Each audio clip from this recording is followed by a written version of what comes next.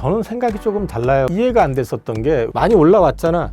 많이 올라왔는데도 도요타 대비해서 여전히 낮아요. 그러면 많이 올라왔는데도 도요타 대비 낮은데 도요타 대비 현대차가 못한 거는 차량 판매 대수예요. 이익률 자체는 안 뒤져요. 도요타 대비해가지고도 비등비등하다는 얘기는 그럼 휴머노이드와 관련된 부분들이 평가가 안 되고 있다는 얘기잖아요. 그래서 저는 개인적으로 앞으로 그 테슬라하고 현대차의 어떤 비교, 밸류하는 쪽의 리포트들이 늘어나는지를 보실 필요가 있을 것 같아요. 휴머노이드 통해 가지고 갑자기 부각이 되면서 올라오기는 했지만 그럼에도 불구하고 여전히 저는 이제 밸류상의 적정 주가 수준 아니냐라고 생각하는 게 개인적인 생각이에요. 매달 10일 간격으로 진행되는 유튜브 무료 특강 아래의 링크에서 신청하세요. 현대차와 현대차 로봇주에 대해서 여쭤보고 싶습니다. 현재 현대차 그룹 흐름은 어떻게 보시는지 한 말씀 부탁드리겠습니다. 앞서 제가 이제 대한민국 증시의 레벨업 세 번째 레벨업 단계인 것 같다라고 말씀을 드렸잖아요. 그리고 그게 이제 AI의 어떤 확산을 통해 가지고 AI를 지금 주축으로 끌고 가려고 하는 데가 미국인데 미국의 밸류체인 안에 우리나라 기업들이 들어가는 거, 그 그림이 나오는 것 같고 그 그림 가운데서 일단 칩은 확실히 그 자리를 잡았고 또 한 가지 가능성은 AI의 확산을 하는 데 있어 가지고 소위 IT 버블 때도 IT 쪽에서 처음에 라인 깐 거 그 이후에 디바이스가 출현하면서 그 칩의 수요가 폭증을 하고 그다음에 그 디바이스 업체들이 폭등을 했었거든요. 대표적인 회사가 애플이거든요. 그다음에 소프트웨어 회사는 아마존이 있을 수 있고 그다음에 칩 회사로 얘기하면 삼성전자가 당연히 들어갈 수 있고. 근데 이제 이런 그림으로 놓고 얘기를 한다고 그러면 현대차는 지금 그 디바이스 확산으로 얘기를 해서 AI를 확산시키는 데 있어서 굉장히 중추적인 역할을 뭐가 할까를 생각해 보면 개인적으로 생각할 때는 기존의 디바이스 말고 결국은 산업 현장에서 우선적으로 들어서야 되는 건 휴머노이드하고 로봇 이쪽일 가능성이 높다. 그다음에 또 한 축은 자율주행일 가능성이 높다라고 저는 보고 있거든요. 근데 이제 둘의 공통점은 뭐냐면 선진국일수록 이게 인구 감소 문제, 고령화 문제가 있잖아요. 그러니까 우리나라도 뭐 정년을 뭐 65세로 늘리네 마네 뭐 이러잖아요. 지금 사실 슬픈 얘기예요. 65세로 늘리는 게 좋은 것 같지는 않거든요. 왜냐하면 65세까지 일을 해야 된다는 얘기잖아요. 사실은. 그럼 평생 죽으라고 일만 했는데, 그죠? 그러니까 이제 그런 부분에서는 좋은 건 아닌데 어쨌든 그건 인구 고령화 문제 때문에라도 뭐 여러 가지 뭐 생활비 문제도 있겠지만은 또 기업 입장에서도 좀 부담스러운 부분이 분명히 있을 거고. 근데 그 부분에 대해서 어느 정도 대체해 주면서 방향을 잡아줄 수 있지 않느냐 하는 게 이제 휴머노이드일 가능성이 있다라고 저는 보는 거고 그 부분에 대한 전망치 뭐 휴머노이드 산업에 대한 전망 뭐 리포트나 글 나온 거 보면은 어마무시해 가지고 난 그런 전망치 내는 기관들 걸 별로 믿지는 않아요. 2차 전지도 한번 그래 봤었기 때문에 뭐 그쪽에서 얘기했던 거 예정대로라면 지금 이미 난리가 났어야 되는데 전기차도 뭐 그잖아요. 그러니까 이것도 전망 역시도 약간 좀 이렇게 낙관적으로 해가지고 한 거라고 생각은 하지만 그 전망이 됐든 여러 가지를 놓고 봤었을 때 어쨌든 지금 방향성은 뚜렷하다. 그리고 또 한 가지는 미국이 제조업 국가로 거듭나려고 하는 게 미국의 뚜렷한 목적이잖아요. 그럼 미국의 뚜렷한 목적이 제조업 국가로 변신을 하는데 미국이 가지고 있는 현재 기반을 놓고 봤을 때 임금으로 봤을 때 경쟁력이 있는 것도 아니고요. 그 다음에 비용으로 봤을 때도 경쟁력이 있질 않아요. 전기요금도 비싸고 땅값도 비싸고 거기 뭐 관련되어 있는 제반 모든 게 다 비싸잖아요. 그러면은 거기서 경쟁력을 갖추려면은 뭐가 필요할까? 자동화 그리고 로봇, 휴머노이드. 그게 좀 맥이 맞는다고 저는 생각을 해요. 그래서 미국 정부가 AI에 집중하는 이유도 거기에 있다고 저는 보고 있고요. 그리고 무슨 뭐 관세로 거둔 돈의 일정 부분을 뭐 준다고 그러잖아요. 트럼프가. 큰 그림은 그 방향으로 움직일 가능성도 있다고 봐요. 저는. 그래서 이런 쪽으로 놓고 봤었을 때는 가장 메인에 들어갈 수 있는 게 휴머노이드하고 자율주행이라고 한다면은 글로벌하게 봤을 때 이 부분이 준비가 돼 있는 기업이 테슬라 말고는 현대차밖에 없다는 거죠. 근데 우리가 그동안 작년까지만 해도 전부 테슬라만 봤었지 현대차를 그런 관점으로 보질 않았다는 거죠. 근데 저는 계속 중간중간 말씀을 드렸었던 건 뭐냐면 보스턴 다이너믹스를 계속 얘기했다고요. 이게 부각이 되고 이쪽 관련돼 있는 영상이 많이 올라오고 유튜브에 그다음에 기사가 자꾸 나오기 시작하면 주가 반응이 있을 거다. 근데 이번에 CES에서 이제 그게 나왔던 거고요. 아직 지금 구체적으로 보여지지 않은 거는 이제 자율주행 관련된 부분입니다. 근데 이제 그것도 아마 최근에 이제 알파마요 칩을 사용을 해서 그 엔비디아하고 협력하는 것도 검토하고 있고, 그 다음에 또 그 구글하고 협업하는 얘기는 저 로봇 얘기도 있었지만은 또 어떤 자율주행 데이터라든지 이런 것들 웨이모 말고 지금 또 그 모셔널이라는 회사를 통해 가지고 보스턴하고 그다음에 라스베가스에서 시범 운행 지금 하고 있죠. 레벨 4 단계로. 그러면 그런 부분들이 조금 더 이제 조합이 되면서 구체적인 어떤 스케줄이라든지 일정이 아마도 하반기 정도면은 좀 윤곽이 드러나지 않을까 싶거든요. 그렇게 되면 현대차는 사실 AI의 중요한 디바이스 2개를 가지고 이제 일어서는 그림이 나오고 있고, 엔비디아가 협력을 해주는 그림이 나오고, 또 구글이랑 같이 손을 잡고 이것들을 진행을 한다고 그러면은 사실은 이 AI 산업의 어떤 중심에 선 거는 맞는 것 같아요. 이게 진짜로 어떻게 확산이 될 건지 어떻게 나아갈 건지는 가봐야 되는 길이기 때문에 이거는 그냥 추정일 뿐인 거고. 근데 다만 적어도 경쟁력을 놓고 봤었을 때는 이만큼 올라온 데가 별로 안 보인다는 거죠. 그래서 그 부분이 좀 부각이 될 수 있다. 거기에 더해가지고 올해 또 갑자기 뜬금없이 관세 25% 얘기가 지금 나와가지고 그렇긴 한데, 어쨌든 관세 문제는 노이즈일 가능성이 높다고 저는 보니까 그걸 배제하고 얘기를 한다고 그러면 올해가 실적 턴어라운드가 될 수 있는, 그냥 3년 만에 첫 해가 될 것 같고, 올해만 신차가 7종이 출시가 됩니다. 그리고 많이 올랐어도 지금 PBR 1배가 안 돼요. 토요타 대비 여전히 낮아요. 그렇기 때문에 지금 주가가 야, 과열이다, 비싸다라고 얘기하기에는 좀 애매한 게 있죠. 근데 외국인들이 왜 계속 팔아? 레거시 자동차를 인식하고 있고 몇 군데 증권사에서, 특히 우리나라 증권사에서 열심히 지금 그러고 있지, 외국계 증권사에서는 그렇게 적극적으로 커버하는 데가 많지는 않거든요. 그러니까 전체적으로 알려지려면 아직 좀 시간이 필요하고, 그다음에 주가가 단기간에 30만 원에서 지금 59만 얼마까지 올랐다가 이렇게 된 거잖아요. 저도 적응이 잘 안 돼요. 저도 심지어는 좀 중간에 한번 팔까 생각도 했었으니까. 그 정도로 올라가는 게 이게 적응이 안 되잖아요. 그러니까 주가가 이제 좀 눈에 익으면서 이 부분에 대한 평가가 좀 재편되는 시간이 좀 필요한 것 같은데, 어찌됐든 지금 구간에서는 그런 가능성 여전히 봐야 되고, 그 다음에 여전히 밸류상으로 비싼 거 아니다. 그리고 한 가지 더 말씀드리면, 내일 실적 발표는 기대할 게 별로 없을 것 같은데, 주주 환원 관련된 부분이 어떻게 나오는지 봐야 된다. 그러니까 배당소득 분리과세가 올해하고 내년 적용되거든요. 그리고 작년에 4사주 1조 원어치 사기로 했던 걸 안 샀어요. 그래서 아까 계산을 해봤는데 1조 원어치를 만약에 배당으로 한다고 하면 한 3,800 몇 원? 그 정도, 3,800 몇 원일 거예요. 그 정도가 추가 여력이 생기는 거예요. 그렇게 되면은 배당소득 분리과세 대상도 되지만 그 최대수에는 정의선 회장, 정몽구 회장 몫이거든요. 왜냐하면 세금을 가장 절세할 수 있는 분이 두 분이에요. 그래서 그 가능성이 있지 않을까? 개인적으로는 기대를 하고 내일 지켜보는 중인데, 그런 부분들 지켜봐야 될 것 같고, 그래서 여전히 기대할 수 있는 부분이 있고, 그 다음에 보스턴 다이내믹스 상장 관련해 가지고 얘기가 살짝 나왔었어요. 언제다라고 특정은 안 했지만. 그리고 이제 밸류 얘기가 이제 뭐 100조 얘기 나오고 그러고 있는데, 시간 가면서 더 올라갈 수 있다고 저는 보는데, 어쨌든 상장 이슈가 구체화되고 그게 가시화되면은 그 부분에 대해서 현대차 그룹 전반이 한 단계 더 반응할 거라고 저는 기대하고 있고, 또 하나는 지배구조 개편 이슈가 같이 맞물릴 수 있다. 그래서 저는 현대차 같은 경우는 올 한 해도 여전히 관심 가지고 보셔도 괜찮을 것 같다. 그렇게 말씀드리고 있습니다. 네, 그럼 제가 좀 궁금한 거 하나하나 좀 여쭤보고 싶은데요. 먼저 그 보스턴 다이나믹스 상장에 대해서 이게 뭐 예전에 LG화학이 LG에너지솔루션 쪼개기 상장했을 때처럼 그렇게 보스턴 다이나믹스가 상장을 해버리면 현대차 주가가 좀 흔들리는 게 아니냐 하는 우려도 나오는데, 거기에 대해서는 어떻게 보고 계신가요?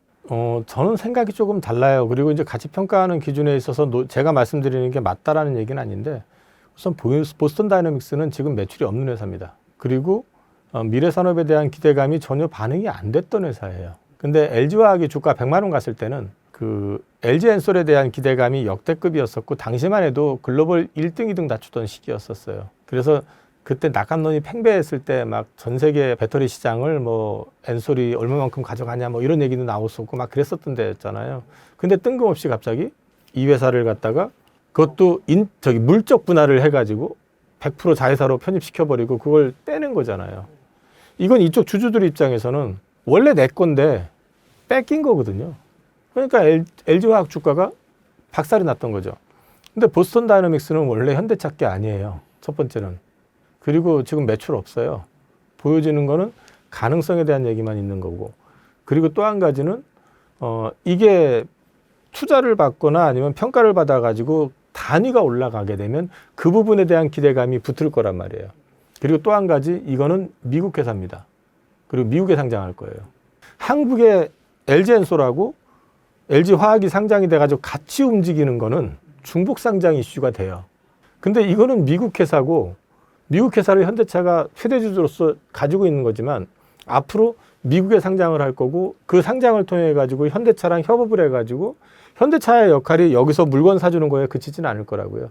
앞으로 이것과 관련해 가지고 어떤 협업이 계속 나올 거고, 자율주행과 관련된 부분도 역시 마찬가지 그런 그림이 나온다고 본다면은 이쪽에서 오히려 밸류는 더 올라갈 여지가 있다. 저는 그렇게 보고 있거든요. 그래서 오히려 저는 상장이 다가오면 다가올수록 두 가지 모멘텀이 있을 것 같아요. 기업의 가치 재평가, 또 한 가지는 지배구조 개편 이슈. 그래서 저는 긍정적으로 보고 있습니다. 테슬라의 대항마로 이제 현대차가 올라왔는데, 이제 테슬라는 2,200조짜리 기업이고 현대차는 이제 100조가 됐는데 이 두 회사를 싸움을 붙일 수 있겠느냐 하는 문제도 좀 궁금하긴 합니다. 인식의 차이인데, 우선 로봇 관련된 부분을 한번 보면 둘이 약간 방향은 달라요.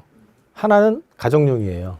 커피, 얘가 뭐 나중에 뭘 할지 모르겠지만 지금 보여준 건 그거였었으니까 뭐 청소도 할지 하여튼 그런 쪽으로 해서 좀 소프트한 일을 할 거고, 그다음에 이제 아틀라스 같은 경우는 산업하고 현장용으로 일단은 시작이 됩니다. 이 테슬라 같은 경우는 이 손가락의 어떤 역할이라는 게 굉장히 그 힘 조절, 소프트 이런 쪽에 강조가 돼 있다 그러면, 이 아틀라스 같은 경우는 그거보다는 조금 하드한 일을 좀 하는 쪽, 그다음에 이제 관절의 유연화 이런 걸 통해 가지고 어떤 공간에서든 간에 작업이 좀 편리하게 할 수 있는, 그러면 이건 확장성을 얘기하면은 이게 사람들이 하기 어려운 일을 할 수도 있는 거고요. 조금 더 확장해서 얘기하면은 뭐 핵발전소 같은데, 원자력 발전소 이런 데서도 일을 할 수 있을 거고, 할 때가 되게 많잖아요. 산업 현장이라고 해서 작은 게 아니에요. 그리고 얘는 배터리 성능이 좋아지게 되면 24시간 잠 안 자고 일을 하니까 어쨌든 간에 이제 지금 당장에는 그게 안 되지만, 이제 그런 부분들까지 감안해서 놓고 본다 그러면 이쪽에 어떤 강점을 가지고 있는 아틀라스하고 옵티머스는 또 그보다는 소프트한 일 역할 중심으로 간다 그러는데, 양산을 뭐 올해 얼마 한다 언제 이렇게 얘기를 하는데, 일론 머스크 입장도 보면은 빨라야 28년이에요. 거의 비슷한 시점에 들어간다고 보시면 돼요. 그러면은 이쪽에서 둘이 같이 올라오는 단계에서 기술적으로는 둘이 어쨌든 앞서 있다고 보면 결국엔 만날 거예요. 당장에 지금 옵티머스도 산업 천장 투입을 갖다 대비해 가지고 이제 학습시킨다라고 이제 이게 나오고 있거든요. 그러려면 이제 일이 많을 거예요. 왜냐면 제가 볼 때는 이게 둘이 걷는 모습이라 이런 걸 보게 되면은 이 철저하게 아틀라스 같은 경우는 걸음걸이가 굉장히 자연스러워요. 그러니까 그 얘기는 뭐냐면은 되게 관절이 유연하게 돼 있고 50kg까지 들 수 있다고 하니까. 근데 옵티머스는 그 부분은 검증이 안 됐잖아요. 그래서 이제 그런 어떤 과정이 단기간 내에 될지 좀 길어질지 모르겠지만, 서로 간에 이쪽 시장이 커지는 게 보이는데 그 시장은 내 거 아니야라고 할 리는 없어요. 결국 만날 거예요. 근데 이 두 회사는 그러니까 같이 올라가는 그림이 될 가능성이 높다고 저는 보고 있고요. 그다음에 이제 자율주행 관련해서는 테슬라가 앞서 있어요. 왜냐하면 오랫동안 백데이터를 쌓아왔고, 그다음에 이제 단가 면에서도 유리한 측면이 분명히 있고, 왜냐하면 이쪽 현대차 그룹이 계속 해왔었던 것들은 이 센서라고 하죠. 라이다, 뭐 레이더, 카메라 이걸 갖다 조합을 해서 하다 보니까 비싼 것도 있고, 안전을 우선을 해가지고 그동안 좀 해왔었기 때문에 상용화 관련된 건 조금 뒤로 밀려가지고 있었는데, 이제 모셔널 통해 가지고 이제 시범 운행이 시작이 되고 있고, 그다음에 이제 42-C 수장이 바뀌면서 42-C 개발하고 모셔널이랑 협업하고, 그다음에 더해서 엔비디아가 참여하는 그런 그림이 되게 되면 물건이 어떤 시기든 간에 생각보다 빨리 나올 수 있다. 그게 장재훈 부회장께서 말씀하신 거는 2년 정도 뒤져 있다고 하는데, 그 2년을 생각 이상으로 단축할 가능성도 있다라고 평가를 하는 것 같아요. 그렇게 본다 그러면 지금은 사실은 테슬라의 자율주행을 더 높게 쳐주는 게 맞거든요. 근데 이게 격차가 뭐 무한정 벌어지는 게 아니라 좀 좁혀질 가능성, 그런 부분도 봐야 되지 않을까? 그러면 밸류 평가를 한다 그러면 현대차도 어쨌든 이 부분에 대한 평가는 있어야 될 것 같다. 그리고 이 정도 하고 있는 글로벌 레거시 자동차 회사가 없다라는 거죠. 그래서 이제 그런 부분들 보시면 될 것 같아요. 그래서 종합적으로 보면은 이 두 가지에 덧붙여 가지고 자, 현대차는 레거시 자동차에서 10조 이상의 돈을 벌어요.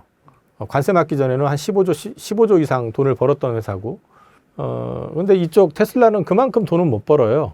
근데 이쪽에서 돈 벌고 있는 건 주로 이제 에너지 쪽, 태양광 발전을 통해서 이제 에너지 충전 뭐 이런 쪽에서 돈을 버는 그런 그림이잖아요.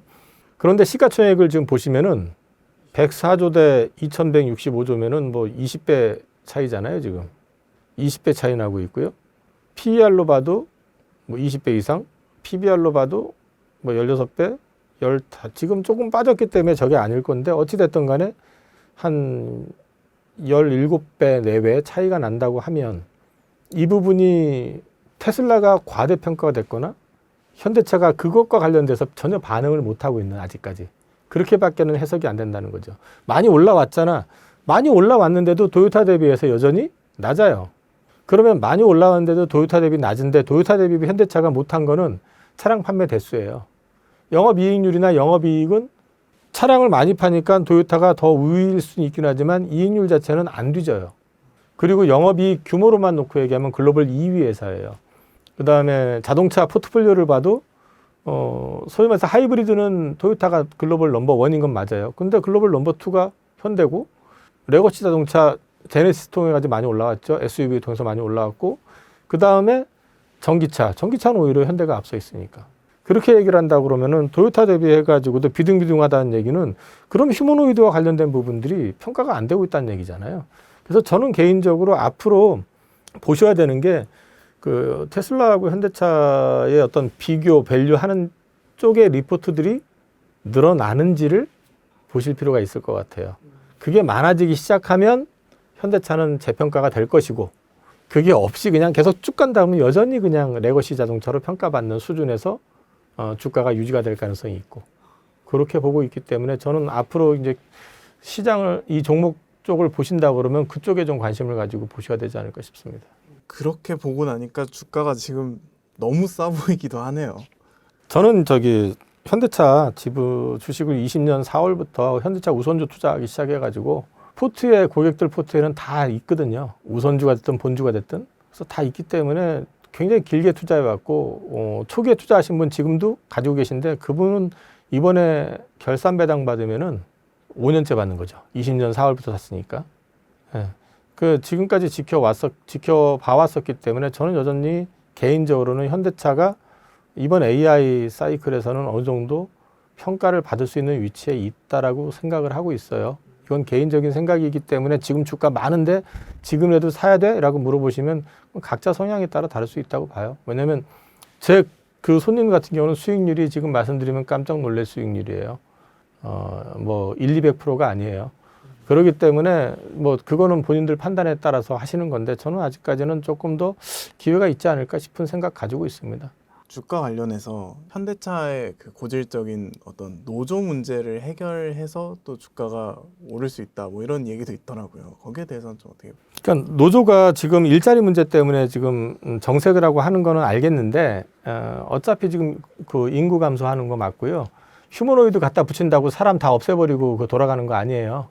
그리고 그 전체적인 어떤 흐름이나 분위기를 놓고 얘기를 한다 그러면 이 휴머노이드 도입은 필연일 가능성이 높습니다. 글로벌 경쟁력을 생각을 해야 되는 거고 그다음에 또 한 가지 노조가 원하는 건 고용보장이라고 한다면은 지금 현재 유지가 되고 있는 부분들이 분명히 있을 텐데 굳이 이거를 가지고 방해를 하거나 그래가지고 기업의 경쟁력을 깎아먹거나 그러는 게 본인들한테 좋을까? 그것도 생각은 해볼 필요가 있을 것 같고 저는 이거는 방향성 자체가 AI로 인해 가지고 사실은 휴머노이드뿐만 아니라 우리 산업 전반이 아마도 제가 증권회사 꽤 오래 있지만 증권회사에서도 사람의 필요성이 지금보다는 더 떨어지지 않을까? 근데 증권회사만 그럴까요?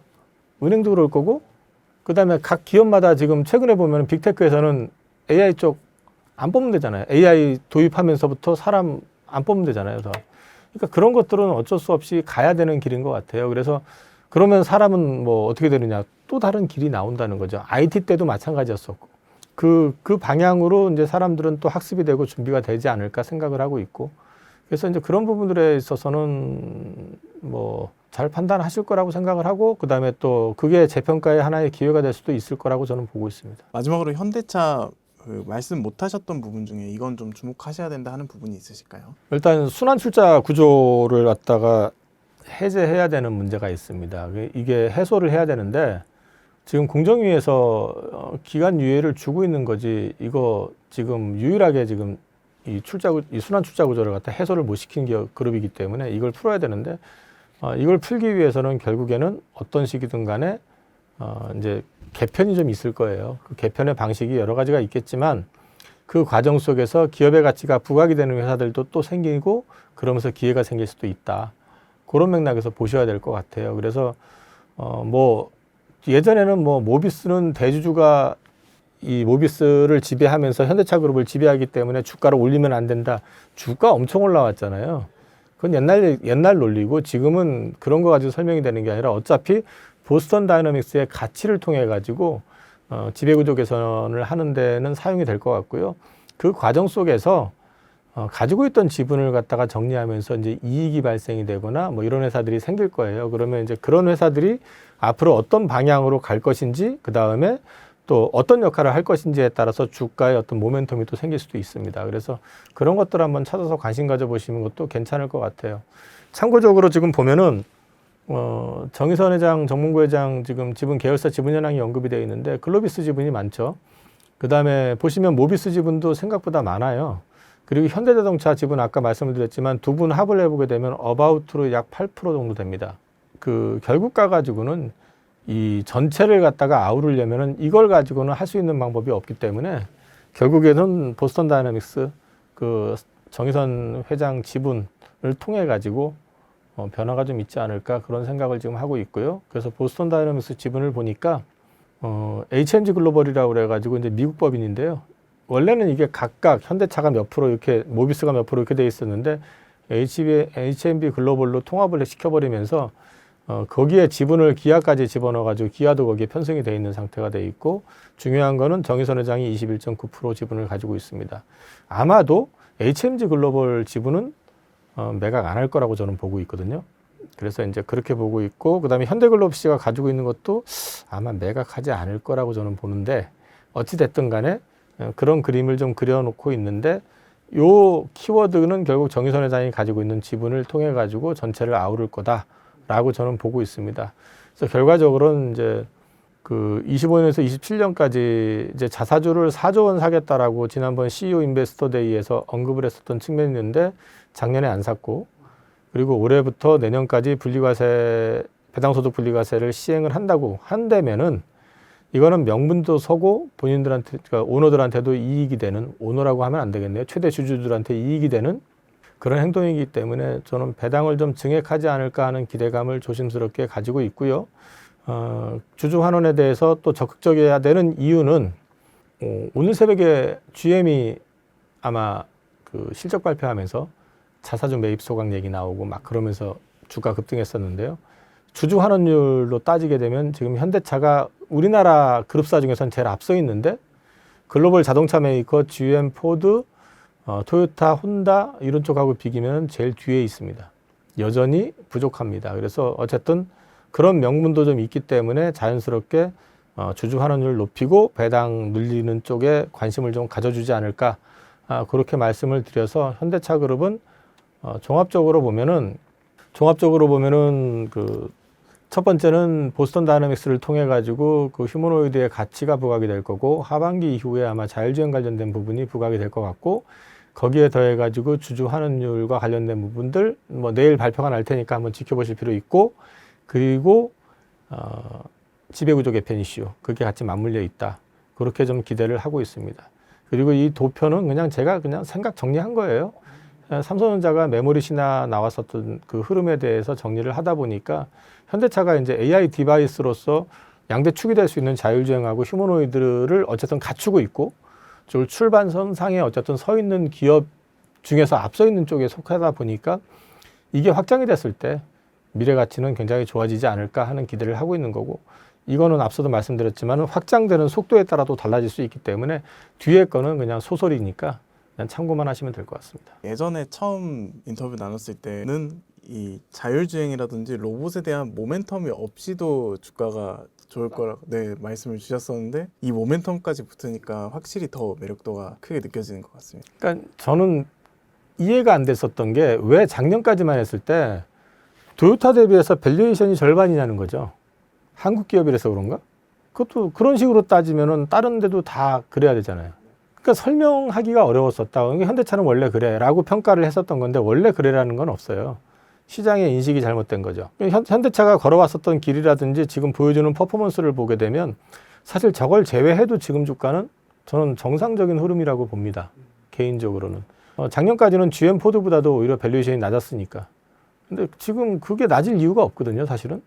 근데 이제 그런 부분들이 이번에 그 휴머노이드 통해 가지고 갑자기 부각이 되면서 올라오기는 했지만 그럼에도 불구하고 여전히 저는 이제 밸류상의 적정 주가 수준 아니냐라고 생각하는 게 개인적인 생각이에요. 연초부터 코스피가 5,100을 순식간에 돌파하는 흐름이 나왔었는데요. 현재 시장 어떻게 보고 계시는지 한 말씀 부탁드리겠습니다. 제가 작년 12월에 아마 나왔을 때요. 그런 얘기를 했었을 거예요. 그러니까 내년도 장세에 대해서 그 몇 포인트 가는지 뭐 이런 걸 보지 마시고 그 업종별로 멀티플이 조정될 가능성, 그러니까 상향될 가능성이 있는지 여부를 좀 체크하시라. 대표적으로 말씀드렸던 게 이제 반도체 얘기했었고, 현대차 그런 얘기했었고, 그 다음에 조방원 그렇게 얘기를 했었을 거예요. 그래서 조선은 미국 해군 얘기했고, 뭐 방사는 우주 얘기했었고요. 원전 같은 경우는 이제 실제 수주와 관련된 부분들 이런 것들 얘기를 했었는데, 그 부분에 대해서 생각은 여전히 똑같습니다. 올해 지수 올라가는 걸 개인적으로 봤을 땐 당연한 흐름이라고 저는 보고 있습니다. 그리고 그 부분에 대해서 조금 더 논리를 왜 그렇게 생각을 했는지에 대해서 보강을 해가지고 설명을 좀 드릴게요. 지금 다시 찾아온 기회라고 이제 이렇게 써 있는데 그거는 그 제미나이가 지가 마음대로 지은 거고요. 그러니까 이제 저는 레벨업 장세의 가능성을 이제 업종별로 멀티플이 상향 가능성이 있는 쪽 섹터를 통해 가지고 전체적으로 지수가 한 단계 올라가는 그림이 나올 것 같다. 일단 그렇게 지금 보고 있는데 그 그림을 제가 이미지로 만들었습니다. 우리나라가 증시 역사를 놓고 보면은 소위 말해가지고 한 단계 레벨업이 되는 증시가 이번이 세 번째입니다. 과거에 1980년대 중반 같은 경우는 그 3조 호황이라고 해서 그 당시에 저물가, 저금리, 그리고 약달러. 근데 그 약달러가 N고에 의한 약달러였기 때문에 우리나라가 수혜를 고스란히 받으면서 멀티플이 크게 올라가는 그러면서 주가가 주가에서 텐베거가 났던 시기입니다. 근데 그 당시에 시장을 주도했었던 거는 이제 트로이카주라고 이제 표현이 됐었던 것들인데요. 주로 이제 그 금융주, 건설주, 무역주 이쪽이 중심이 돼가지고 올라갔었죠. 그때만 해도 또 고도 성장기였었기 때문에 가능했었던 측면도 분명히 있고요. 그래서 이 당시에 지수가 100대에서 물론 100 몇십 뭐 이런 거 따져야 되지만 100대에서 1000을 넘었었던 거고요. 요 기간이 지나고 나서 한동안 정책이 이렇게 옆으로 좀 늘어지는 그런 그림이 나왔다가요. 그러다가 우리나라가 외환 부족으로 외환 위기가 맞고 그리고 IT 버블 때 우리나라가 극적으로 그거를 극복해내면서 그 당시에 벤처 열풍이 일어나고 이러면서 IT 버블에 편승을 하면서 특히 삼성전자라든지 이런 우리나라 주요 기업들이 실적이 살아나면서 주가가 다시 회복이 됐고요. 그리고 2000년대 중반에 한마디로 말씀드리면 차이나 플레이였습니다. 중국이 WTO 가입한 이후에 이제 시장이 개방이 되고 자본주의가 도입이 되면서 그 시장 안으로 우리나라 제품들이 물밀듯이 들어갔습니다. 그래서 대표적인 섹터가 차화정, 자동차, 화학, 정유회사들 이런 쪽들이 굉장히 실적이 좋았고요. 그 당시에 그 여파로 조선주가 역대급 실적을 내면서 주가가 거기서도 10배가 이상이 났었고요. 그리고 나서 보시면은 이제 외환위기가 아니죠. 금융위기 터지고 나서 주가가 한번 또 박살이 나서 천이 깨졌다가 다시 회복이 되긴 했습니다만 옆으로 쭉 늘어진 게 거의 2024년까지 뭐 25년도에도 상반기까지는 그랬죠. 늘어지는 그림이 나왔었죠. 그거는 사실은 한 단계 도약이 됐었던 건 이제 차이나 플레이로 대변돼서 중국에다가 우리나라 제품을 파는 공급자 역할을 하면서 한 단계 올라갔었는데 문제는 그 이후가 없었고 IT의 혁신을 통해 가지고 한 단계 성장한 상태에서 추가적인 변화가 없었기 때문에 정체가 계속됐었던 겁니다. 그러다가 갑자기 25년도 하반기부터 주가가 오르기 시작을 했고요. 지금도 계속 올라가는 그림이 나오는데 굉장히 강하게 올라가고 있는 건 원래 AI 쪽으로 해가지고 혁신이 본격화되기 시작하고 가시화됐었던 건 24년부터인데 24년도에 대한민국은 AI에서는 완전 변방 국가였습니다. 단적으로 반도체만 하더라도 그 당시에 레거시는 중국한테 먹힌다 만다 이런 얘기 나올 때였었고 그 다음에 HBM도 하이닉스 정도가 커버를 해주고 삼성은 진입을 HBM3부터는 진입을 못 해가지고 계속해가지고 뒤로 밀리는 상태였었고요.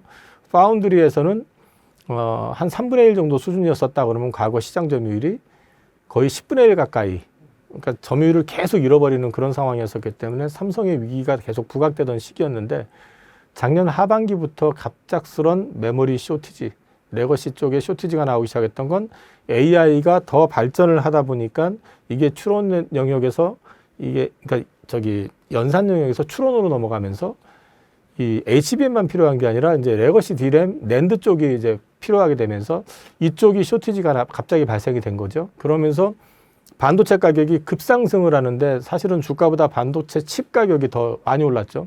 10배거가 넘어갔어요, 거기들이. 그렇게 올라가다 보니까 물량 쇼티지가 나오니까 일단 부르는 게 값이고 이런 식이 되다 보니까 삼성전자나 하이닉스의 실적이 급격하게 좋아지면서 주가가 오르기 시작했고요. AI의 핵심부에 우리나라 기업이 자연스럽게 들어갔고 또 한 가지는 그게 그 HBM도 그렇지만은 레거시 메모리 같은 경우도 글로벌리하게 만들어서 그거를 공급해 줄 수 있는 기업이 큰 데는 딱 세 군데밖에 없어요. 중국의 창신 반도체 CXMT가 이제 올라오고는 있긴 하지만 미국에서 굳이 거기를 쓸 이유는 없으니까 그렇게 되다 보니까 우리나라 반도체가 갑자기 어느 날 AI의 중심으로 이제 부각이 된 거죠. 중심으로 부각이 되고 그 다음에 삼성전자 열심히 따라붙어 가지고 HBM에서 비록 이제 작년 11월 정도로 기억을 하고 있는데 HBM3에서 퀄 테스트 통과되고 이제 납품 시작되고 최근에 HBM4 관련해서 이제 긍정적인 얘기들 나오고 있는 상황 나오다 보니까 HBM의 어떤 리더십도 삼성이랑 하이닉스가 같이 가져가는 그림이 되다 보니까 AI 쪽에 메모리 쪽은 완전히 장악을 하면서 마이크론 테크놀로지가 있긴 하지만 어쨌든 시장에서는 메인은 이 셋이기도 하고 또 압축하면 이 둘이 어쨌든 넘버 원, 투기 때문에 그 부분이 이제 부각이 됐던 측면이 있고요. 그게 올해 들어와서 한 단계 더 또 올라갈 수 있었던 베이스는 CES를 통해 가지고 현대차 그룹이 아틀라스라고 하는 휴머노이드 로봇을 공개하면서 시장에 덜 알려져 있었을 뿐이지 기술적으로는 굉장히 완성도가 높고 그다음에 미국의 휴머노이드 업체들 가운데서도 앞서 있다라는 평가를 받고 상용화 일정 제시하고 양산 일정까지 구체화되니까 현대차 그룹주가 급등을 하고 또 주변 휴머노이드 주식 급등하고 이러면서 또 주가가 한 단계 또 부양이 됐었던 측면이 있습니다. 뒤집어 놓고 말씀을 드리면요. 지금은 주가가 올라갔었던 거는 AI 열풍이고요.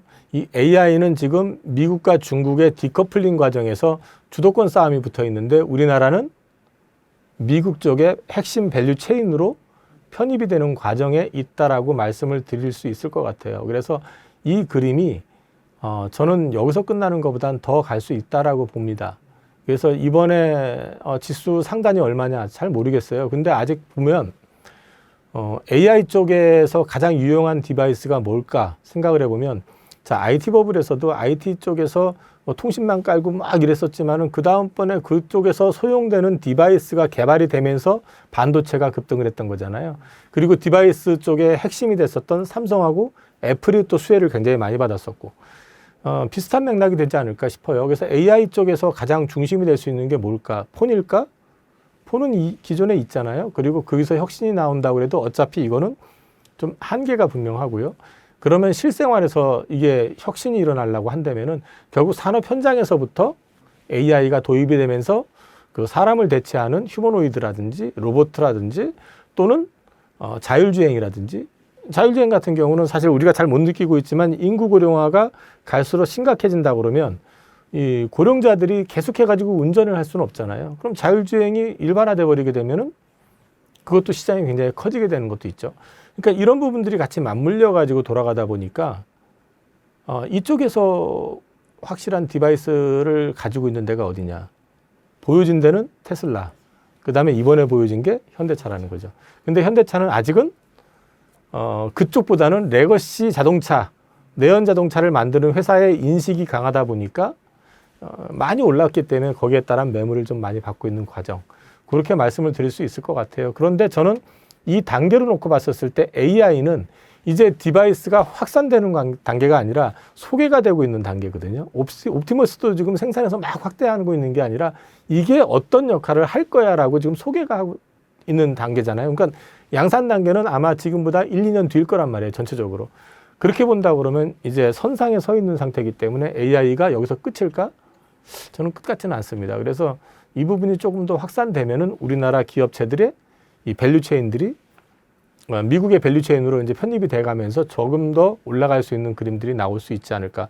방금 두 섹터만 얘기했지만 자율주행을 가지고 얘기하면은 이거는 방산에서도 나올 수 있고요. 무인화로 해가지고 뭐 K2 전차 이런 것도 설계가 나온다는 얘기가 있고, 그 다음에 조선주에서도 그 자율주행으로 운행하는 배에 대한 얘기들 나오고 있죠. 그 다음에 우주는 뭐 말할 필요도 없고, 이런 것들이 이제 확산이 되기 시작하면은 이 AI 쪽 관련해 가지고는 우리나라 기업체들이 지금 가지고 있는 산업들이 전반적으로 봤을 때 미국과 중국의 어떤 그 시장이 양분되는 구도 하에서 우리는 미국 쪽과 더불어서 같이 올라갈 수 있는 그림이 좀 나오는 그런 지금 어떤 궤도상에 쓴 게 아니냐. 그래서 저는 이번이 역사상으로 세 번째 올라가는 한국의 증시의 레벨업 단계인 것 같다. 그렇게 보고 있습니다. 최근에 이제 HBM4를 엔비디아에 납품한다. 뭐 이런 뉴스도 독점 이런 타이틀을 달고 나오고 있는데 거기에 대해서는 또 어떻게 보고 계시는지도 궁금합니다. HBM4 시장은 그전에도 제가 잠깐 말씀을 드렸는데 저는 개인적으로는 삼성하고 하이닉스가 일단 초기 시장 진입을 할 거라고 봅니다. 그래서 이쪽 관련된 부분들에 있어서는 둘 다 기대감을 가져갈 수 있는데 뭐 이게 이게 각자 서로 입장이 좀 달라요. 삼성은 뭐 최초로 납품 시작 이렇게 얘기했는데 하이닉스는 우리가 시장 60% 70%는 우리 거야 뭐 이런 식으로 또 오늘 기사가 났잖아요. 돼봐야지 알겠지만은 여태까지 과거 패턴을 놓고 보면 안정적인 측면에서는 SK 하이닉스가 앞서 있을 가능성이 높습니다. 그리고 엔비디아 입장에서도 물량의 70%를 하이닉스로부터 받았는데 삼성에다 갑자기 70%를 줄 수 있을까요? 그건 쉽지 않을 것 같거든요. 그래서 일단은 삼성의 역할은 초도 물량은 아마도 마이크론이 차지했었던 시장을 가져오는 그런 게 아닐까 개인적으로는 생각하는데, 그래도 삼성은 초기 시장부터 진입했다는 거는 의미가 있죠. 어쨌든 기술적으로 많이 따라 붙었다라는 거. 그리고 이제 이 베이스다이 쪽 관련된 부분에 있어서는 삼성은 자체 설계가 가능하기 때문에 이후에 대한 어떤 기대감, 포텐셜을 볼 수 있다라는 측면에서는 HBM4 시장에서 삼성이 먼저 어쨌든 초도 물량이 됐든 뭐가 됐든 같이 진입을 한다는 것 자체는 긍정적일 가능성이 높다. 근데 지금 확정된 거는 아니기 때문에 아직은 좀 더 봐야 되지만 제 개인적으로 이 여러 가지로 좀 자료를 보거나 아니면 뭐 좀 인맥 동원해서 확인해 보고 하면은 분위기는 어느 때보다 괜찮은 것 같아요. 네, 그래서 저는 이번에는 좀 기대감이 좀 있는 것 같습니다. 단기적으로는 조금 조정이 있지만 장기적으로는 괜찮다 이렇게 말씀 주셨는데 SK 하이닉스도 비슷한 의견이신가요? 네, 같은 의견이고요. 하이닉스의 강점은 일단 싸요. 네, 일단 싸고 오늘 보니까 아까 자사주 12조 소각한다고 또 기사 났더라고요. 하이닉스 입장에서는 어쨌든 간에 그런 거 의미가 있거든요. 사실 저는 내심 12조의 자사주를 더 사서 돈 많이 버니까 뉴욕에다 ADR 상장해 주길 바랬거든요. 그러면 하이닉스에 이렇게 좀 마이크론과의 하이닉스 가격 비교가 직접 되니까 그러면 좀 더 주가 흐름이 좋아질 수도 있는데 그건 좀 아쉬운데 어찌됐든 뭐 소각하는 것도 나쁘진 않으니까 의미 있다. 그래서 주가가 뭐 여기서 크게 흔들린다 이런 개념보다는 저는 좀 이제 선반영 측면에서 봤을 땐 발표되고 난 다음에 얼마를 더 뽑아 올라갈지에 대해서는 저도 확신은 못하지만 그래도 단기적으로는 좀 피크 근처에 온 거 아니냐. 그리고 좀 기간 조정을 받아줘야 주가도 좀 다시 한번 기대를 할 수 있지 않을까 하는 생각하고 있습니다. 네. 지금 이제 투자자분들은 두 가지 관점이 있을 것 같습니다. 이미 보유하고 있는 사람과 포모를 느끼고 몰려와서 지금이라도 들어갈까 하는 사람의 입장이 있을 것 같은데 각 사람들한테 조언을 해주신다면 어떤 말씀을 해주실 수 있을까요? 보유자 입장에서는 이걸 팔 이유는 없을 것 같아요. 뭐 조정을 받는다 해도 지금 앞서도 말씀드렸지만 제가 보는 시선에서는 AI가 뭐 어느 정도 정점에 온 것 같지도 않고 끝 같지도 않기 때문에 그다음에 이제 확장성이라고 놓고 얘기를 하면은 앞으로 이 칩 사용 용도는 계속해서 늘어날 수밖에 없는 구조인데 현재도 보면은 삼성이나 하이닉스나 마이크론조차도 이 일반 레거시 칩 쪽에 증설은 되게 안 하려고 해요. 되게 이제 HBM 얘기를 하게 되고 근데 HBM은 또 수율 이슈가 있잖아요. 그 이제 글로벌 1위라고 하는 하이닉스조차도 수율이 70%대 뭐 60%대 후반 이렇게 얘기를 하니까 그럼 절반, 아니 3분의 1 정도는 뭐 버린다는 얘기잖아요, 사실은. 그러면 그만큼 뭐 생산하는 데는 제한이 있어요, 증설을 해도. 그게 앞으로 공정이 올라가면 올라갈수록 더 난이도가 올라갈 테니까. 그렇게 놓고 얘기한다 그러면은 저는 이거를 생산해 줄 수 있는 것도 기술적인 우위가 분명히 있어야 되고 또 한 가지는 중국이 열심히 그 구식 장비로 갈아가지고 따라온다고 해도 그건 한계가 있거든요. 그러니까 첨단 장비를 걔네 그쪽에서 확보하지 못하는 이상에는 중국이 쉽게 따라오긴 어려운 구조라고 봐야 되거든요. 그렇게 본다 그러면 이 시장은 사실 3사가 과점하는 구조로 계속 갈 가능성이 높다. 그래서 저는 제가 모두에 말씀드렸던 반도체 섹터의 멀티플 조정 요인이 될 수도 있다. 실제로 지난주에 마이크론 테크놀로지에서 PER 20배를 줘도 된다라는 주장을 한 애널리스트가 나왔어요. 그게 이제 무슨 의미냐면은 삼성전자는 PER 뭐 10배에서 11배 받는데 TSMC는 20배가 항상 넘었었거든요. 그게 이익의 안정성이거든요. 삼성은 이익을 냈다 하면 역대급을 내는데 잘못 내면 그게 적자로도 빠지고 분기 기준이긴 하지만 이런 부분들이 나오다 보니까 변동성이 심하기 때문에 멀티플을 세게 주질 못했는데 이게 이익이 꾸준하게 가는 그림이 된다 그러면 멀티플 사용 요인이 될 수 있지 않느냐. 그러면 지금 삼성전자도 올랐다 해도 PER이 뭐 11배 뭐 이런 수준인데 멀티플을 20배를 줘버리면 PER을 지금 가격에서도 거의 100% 올라야 되잖아요. 근데 그런 부분들이 뭐 당장이 된다 이런 게 아니라 그런 어떤 가능성을 계속해서 모니터링을 우리는 해야 된다는 거죠. 그래서 갖고 계신 분들은 굳이 팔 이유 없을 것 같다. 그리고 역대급 이익이 올해 예상이 된다 그러면 내년 결산에는 배당도 역대급이 나올 가능성이 있습니다. 그리고 뭐 하이닉스 역시 마찬가지고요. 그런 맥락에서 봤을 때는 신규 진입자들 같은 경우는 타이밍을 잘 잡는 게 중요한데 잡기가 그렇게 만만치는 않네요, 저도. 그래서 저는 신규 진입을 지금 시점에서는 이제 지수가 만약에 늘어진다, 그런 그림이 그려진다 그러면 조정을 받으면 오히려 본주보다는 우선주 쪽을 관심 가져보는 것도 나쁘진 않을 것 같다. 네. 정부가 코스닥 3천 이야기를 하면서 코스닥 상위 종목들이 오르고 있는데 반도체 소부장에도 좀 기회가 올 것이라고 보시나요? 이미 올랐잖아요. 오늘도 오르고 있고 이게 보시면 요즘 ETF로 자금이 집중되고 있어요. 그 코스닥 그 금투 매입으로 잡히는 게 거의 다 ETF 자금이기 때문에 실제는 개인 투자자들이 사는 거거든요. 그럼 ETF로 몰리다 보니까 반도체 ETF로 자금이 몰리면 소부장으로 돈이 들어가잖아요. 주가 당연히 올릴 거고 또 코스닥 150에 ETF로 들어오게 되면 시가총액 상위에 있는 반도체 소부장도 좋을 거고 지금 딱 ETF 장세거든요. 근데 ETF 장세다 보니까 어떻게 보면 종목은 모르겠고 밸류도 모르겠고 일단 시가총액 센 놈. 그 다음에 업종이 이쪽이 좋대더라. 예를 들어서 뭐 2차 전지가 휴머노이드에 뭐 배터리가 들어간대더라. 그러면 2차 전지 ETF 사주세요 하면은 코스닥 150 ETF 산 데다가 2차 전지 ETF 쪽으로 쏠리면 2차 전지 주가 급등하고 바이오가 또 좋다 하면 바이오 처음에 그랬잖아요.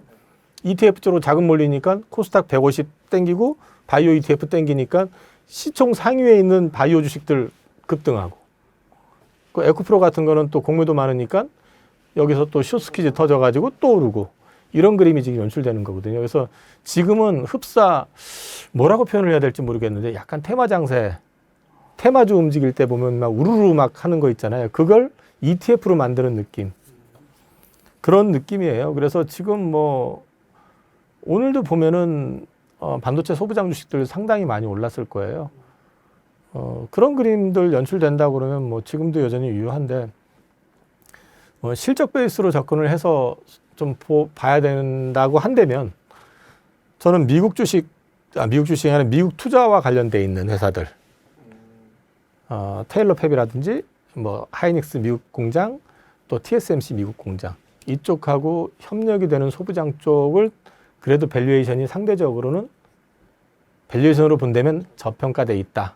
그래서 그쪽을 보시라는 취지로 말씀을 드리는데 지금은 사실 그렇게 보는 것보다 ETF로 질러버리는 게 수익은 크게 나더라고요. 근데 저도 사실은 테마주 움직일 때 느낌이 많이 들 정도로 ETF를 통해서 움직이다 보니까 좀 곤혹스러워요. 저같이 숫자 따지는 사람들은 뭘 사지 종목을 보고 있는데 전체가 그냥 우르르 떠버리면 그건 좀 곤혹스럽습니다. 근데 어쨌든 그런 패턴이기 때문에 지금 소부장도 가고 있으니까. 네. 오히려 그런 얘기도 있더라고요. 지금 머리 많이 쓰면 돈 못 번다 뭐 이런 말도 있는데. 그 말씀 제가 방금 드린 얘기잖아요. 종목을 찾아가지고 밸류에이션을 따지고 고민을 할 게 아니라 코스닥 3,000 보낸다네? 그러니까 코스닥 150? 이 중에서 뭐가 세지? 뭐 예를 들어 가지고 현대차가 좋았었고 뭐 레인보우가 좋았었으니까 휴머노이드 하면 휴머노이드 ETF?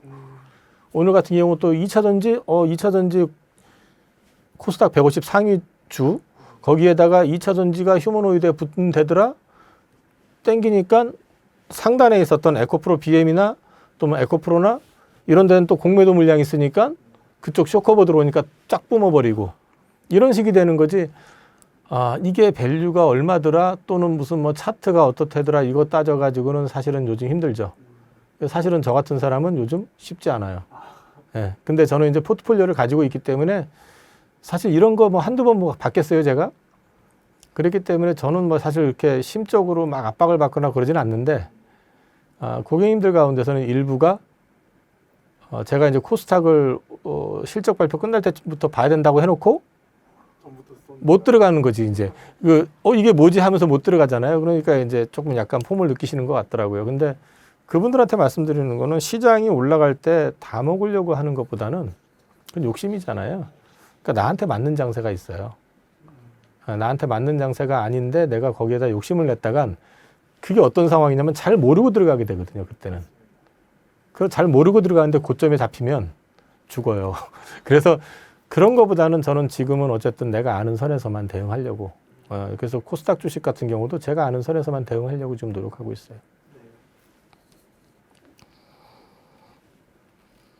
코스닥 장세가 2월 내내 좀 이어질 수 있을 것이라고 보시는지도 궁금합니다. 솔직히 말씀드리면 그렇게 생각했거든요. 그래서 거래소에서 코스닥으로 조금 제가 핵심이라고 생각하는 건 유지하고 일부 자금을 넘기려고 코스닥도 사실은 지금 계속 끌고 오는 주식이 있긴 있는데 비중을 좀 하려고 현금 만들어 놓고 그거를 제대로 지금 못 쓰고 있어요. 갑자기 이렇게 그것도 순식간에 20%가 넘게 지금 급등을 하니까 ETF로 따라 붙었으면 되는데 또 이게 고객분들 대부분이 ETF 뭐 이렇게 등록이 안 돼 있으니까 살 수도 없는 상황이고 종목을 고민하고 있으니까 또 종목에 대해서 편안해 보이질 않고 고민하고 있는데 지금 살짝 딜레마에 빠졌어요, 저도. 그러니까 원래 코스닥 상승률 제가 기대했던 거는 이 정도예요. 한 달 정도를.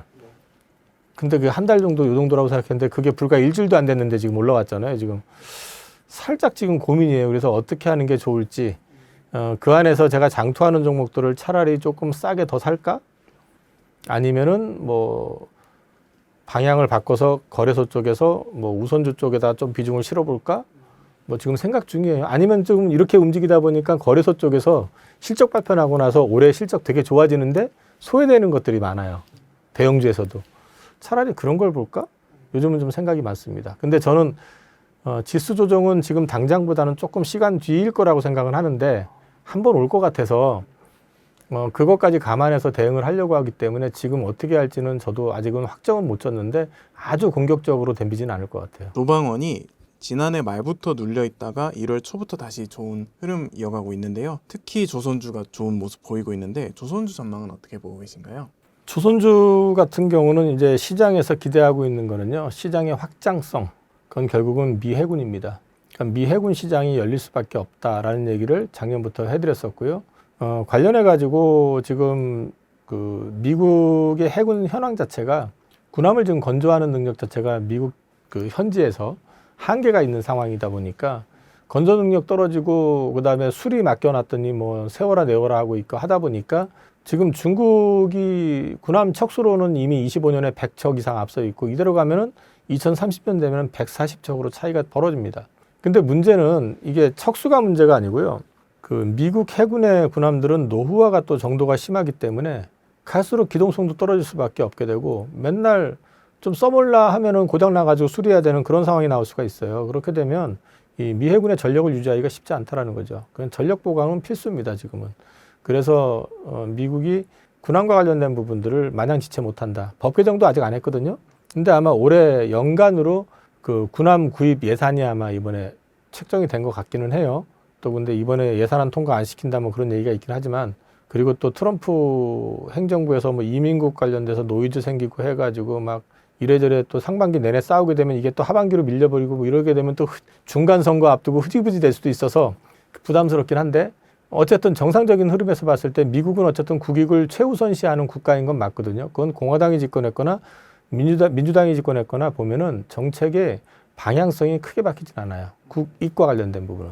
그래서 이 부분에 있어가지고는 어떤 식이든 결정을 하지 않을까 기대는 하고 있고 또 한 가지는 LNG 캐리어선이 이제 그 LNG 프로젝트가 트럼프에 의해 가지고 좀 더 구체화되고 또 이제 활성화되기 시작하면서 올해 아마 미국에서 LNG 프로젝트 쪽으로 해서 필요한 척수가 한 100척? 100척 정도 얘기를 하는 것 같아요.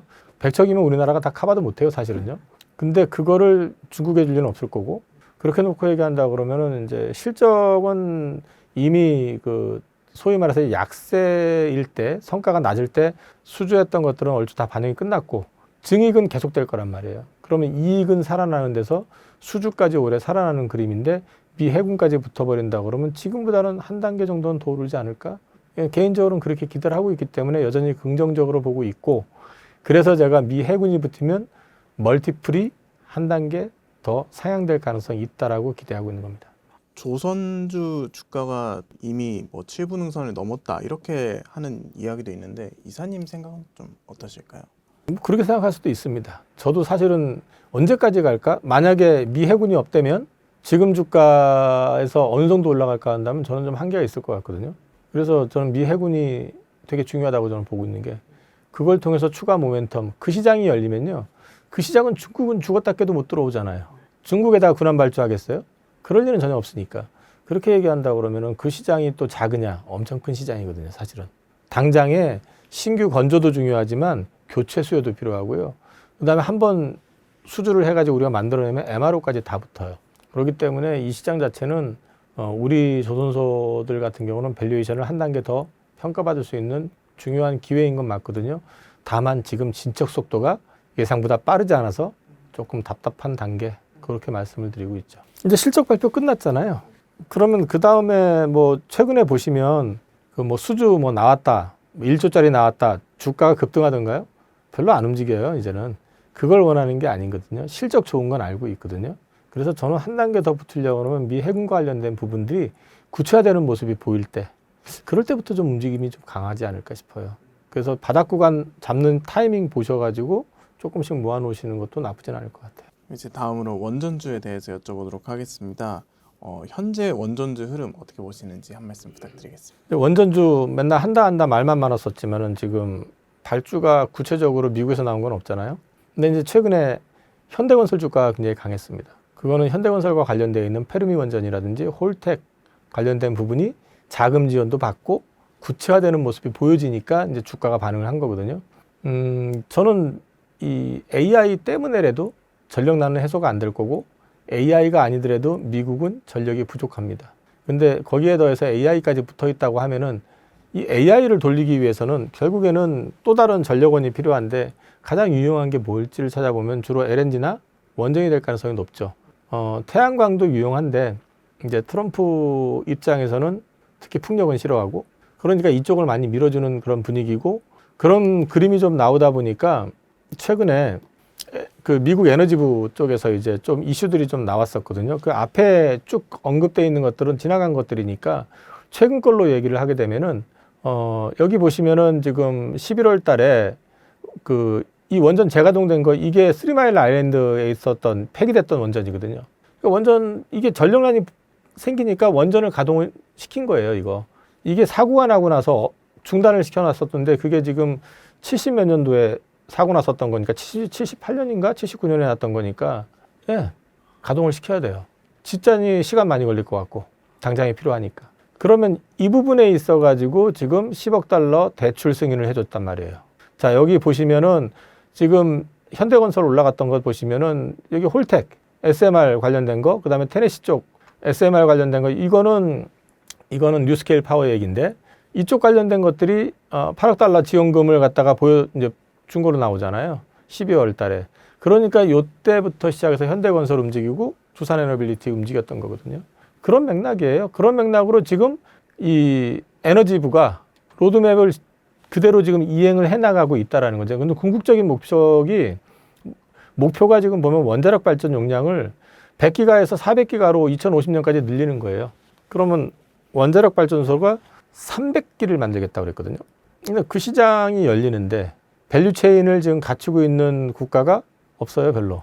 프랑스가 가지고 있는데 그 독일이 이제 소위 말해서 협력업체들이 많았었는데 독일 쪽에 독일이 원전 퇴출시키면서 많이 어려졌기 때문에 그게 수급하는 데 좀 어려움이 좀 있고 비용이 좀 비싸고 우리나라는 뭐 원전 안 만드네 뭐네 어쩌게 하면서 그러면서도 유지를 해왔었고 그래서 아랍에미리트 원전도 만들어서 지금 운용도 하고 있잖아요. 그렇기 때문에 밸류체인이 지금 살아있어요. 그러니까 우리가 지금 왜 지난번에 대통령 미국 방미할 때 노예계약이니 뭐니 얘기 많았었는데 결과적인 얘기를 말씀을 드리면 미국 시장을 지금 우리나라 기업이 못 들어갈 것 같고 미국 시장은 지금 저쪽에서 독점할 것이다라고 생각을 하지만은 그 웨스팅하우스가 독점을 한다 해도 지어본 경험이 있는 건설사도 몇 개 없고 거의 없죠. 왜냐면 아까 앞서 얘기했던 3마일 아일랜드 그거 문제 생기고 나가지고 그 40여 년 기간 동안에 원전을 딱 2기 지었거든요. 40년 동안 2기 지었으면 그 지어본 사람이 지금 살아있을지 없을지도 모르겠고 그러니까 이런 부분들을 놓고 얘기하면 결국은 협력업체로 우리나라가 많이 부각될 수밖에 없죠. 그러니까 미국의 300기 시장 관련돼 있는 쪽에 밸류체인, 그 다음에 한전 기술 최근에 뭐 주가 움직이거나 이러는 것들 보면 뭐냐면 같이 하자는 거거든요. 그걸 우리가 지금 제안을 하고 있고 미국 입장에서도 싫지 않은 게 자기들은 기술 특허라든지 이런 것과 관련된 것만 가지고 있지 페이퍼만 가지고 있지 실제로 실행을 할 수 있는 능력은 없거든요, 지금.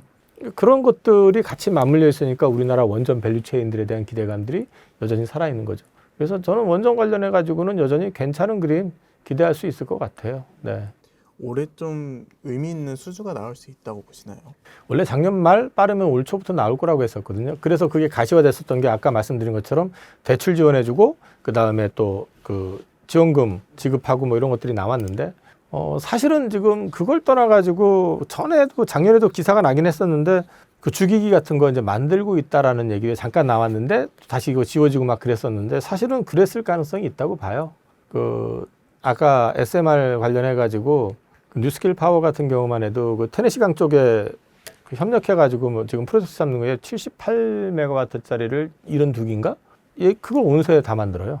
그러니까 그런 것들 지금 어정에 좀 어느 정도 기준을 잡고 협업이 되고 있지 않을까? 그리고 또 두산에너빌리티가 해필이면 그쪽 관련된 기기 증설 공시를 했었어요. 투자하는 거. 그럼 아무것도 없이 갑자기 증설을 한다고? 그것도 말이 안 되잖아요. 그러니까 협력은 어쨌든 진행이 되고 있는 것 같고 그 부분에 대한 구체적인 공시는 올해는 나와야죠. 나와야 정상이고 나올 거라고 보고 있습니다. 저는. 그러면 대장주인 두산에너빌리티가 가장 먼저 좀 움직일 수 있다 이렇게 보시나요? 저는 그 부분은 모르겠어요. 지금의 대장주는요. 두산에너빌리티가 아니고 최근에는 현대건설이에요. 그러니까 뭐 지금 두산에너빌리티가 대장주 역할을 했었던 거는 작년 연초부터 시작해서 그때 중반까지 그 중간에 5월 달부터 시작해 4월인가 5월 달부터 해가지고 현대건설이 또 뽑아줬었고 그런 차이가 좀 있어요. 그러니까 뭐가 대장주 역할을 하느냐 이런 것보다는 밸류체인에 들어있는 회사들은 다 긍정적으로 좀 반응 나오지 않을까 기대하고 있는 거죠. 미국 전력난이 심한 건 알고 있는데 이 원전을 지어봤자 한 10년 뒤에 이거를 얻을 수 있다면 당장 전력난을 해소시킬 수 있는 무언가들이 더 부각받지 않을까 하는 의견도 있는데 그래서 태양광 계속해서 부각받고 있고 그 다음에 또 LNG 사용하는 것도 나오고 있고 그 다음에 SMR이 그래서 나오는 거예요. SMR이 보통 2년에서 3년 대형 원전 같은 경우 짓는데 보면은 그거는 국가마다 약간 차이가 있거든요. 10년은 좀 옛날 얘기고 우리나라에서 짓게 되면 그게 7년 이내 한 6년, 7년 그 정도 손이면 짓는다고 하더라고요. 그래서 뭐 대형 원전은 짓는 거는 시간을 두고 이제 키워가는 전략일 거고 이제 지금은 집중하는 게 주로 SMR 쪽이 아닐까 싶습니다. 네. 단기적으로는 SMR, 장기적으로는 원전. 그러면 이 원전은 사이클이라는 게 있을까요? 원전주는? 사이클이라기보단 퇴출 위기 직전까지 갔다가 극적으로 살아났는데 때마침 전력도 부족하고 이거를 안정적으로 하려고 여러 가지 방안을 고심을 했는데 그린에너지 태양광 풍력을 했더니 북해에서는 바람이 안 불어서 풍력 발전기가 안 돌아가 가지고 난리가 났고 태양광은 뜬금없는 블랙아웃이 나왔다고 해서 스페인하고 포르투갈 뭐 이쪽에서 또 난리가 났었고 하니까 안정적이면서 초기 비용은 좀 많지만 일단 설치가 되면은 이게 단가면이 좀 이렇게 굉장히 저렴해진다고 하잖아요. 그러니까 그게 뭐 전체적인 비용이나 사회적 비용까지 감안하면 안 싸다고 얘기는 하지만 언제 현재로 봤을 때는 그렇다고 갑자기 석유 뗄 수는 없잖아요. 석탄을 뗄 수는 더 없고. 그러면 대안으로 봤을 때는 뭐 LNG하고 결국은 원전이지 않겠느냐. 지금은 사실 그걸 가릴 때는 아닌 것 같고 미국 입장에서는 지금 어쨌든 그쪽 관련된 부분들은 지원을 할 건데 트럼프는 일단은 그린에너지 쪽에 대해서는 좀 터부시하고 있는 입장이니까 자기가 밀고 있는 건 원전이잖아요.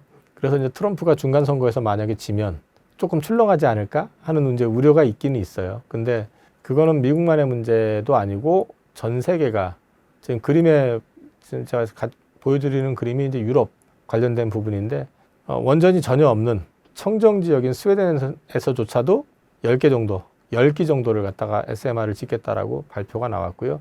다 전력난이에요. 전력을 안정적으로 받기 위해서 영국도 롤스로이스가 SMR 쪽 하나 이제 짓기로 선정이 됐고 체코는 우리나라가 이제 계약하고 프랑스야 원래 그런 나라고 폴란드 역시 마찬가지고 저기에 언급 안 되어 있지만은 이탈리아도 마찬가지고 스페인도 그렇고 다 원전 쪽에는 진심이기 때문에 아시아도 마찬가지입니다. 아시아도 베트남, 인도, 필리핀, 말레이시아, 인도네시아 전부 다 원전 관련해 가지고 프로젝트 진행 중이에요. 그래서 이런 쪽들은 어쨌든 이어질 것 같아요. 그래서 센티적으로는 조금 충격이 있을 수 있는데 그때 가서 그 전에는 어쨌든 발주 나오면서 분위기를 좀 잡지 않을까 싶습니다. 최근 각 국가들의 군비 증강 이슈로 방산주가 다시 또 움직이고 있는데요. 방산주 전망은 어떻게 보고 계신가요? 방산도 올해 나쁘지는 않을 것 같고요. 방산에 더해가지고 저는 우주를 또 플러스 알파 요인으로 좀 기대를 하고 있고요. 공교롭게도 우리나라 방산 주요 회사들 5개 회사들이 다 우주와 관련된 기술을 가지고 있습니다. 발사체 기술이라든지 여러 가지 기술들을 갖고 있기 때문에 우리나라가 2032년까지 달에 궤도선하고 착륙선을 보내겠다라고 이미 로드맵을 제시한 상태고 인공위성 뭐 발사라든지 이런 것들 이미 해왔고 앞으로도 계속해서 쏴댈 건데 그걸 베이스로 해가지고 아마도 우리나라뿐만 아니라 이제 이머징 마켓 대상으로도 영업이 될 것 같아요. 그러면은 이제 우주 모멘텀도 같이 좀 붙지 않을까 기대를 하고 있고 방산주 같은 경우는 일단 실적에 대한 부분들은 노이즈는 별로 없을 거예요. 다만 연속성으로 가져가려면은 일단 추가 수주가 필요하죠.